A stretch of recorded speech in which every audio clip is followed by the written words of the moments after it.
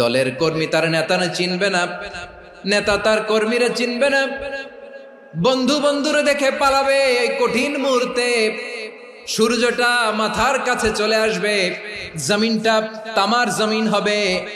আজকের জমিনের মতো নয়। মানুষ ঘর্মাক্ত, ক্লান্ত, শ্রান্ত মাথার মগজগুলো কানের ছিদ্র আর নাকের ছিদ্র দিয়ে বেয়ে বেয়ে পড়বে।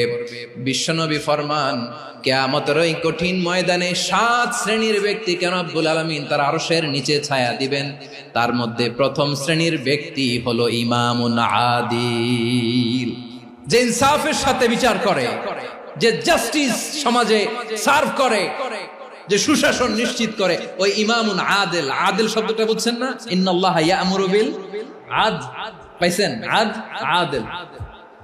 7 শ্রেণীর ব্যক্তিকে আল্লাহ তাআলা সুশীতল আরশের নিচে ছায়া দিবেন, যেদিন তার দেয়া ছায়া ছাড়া কোনো ছায়া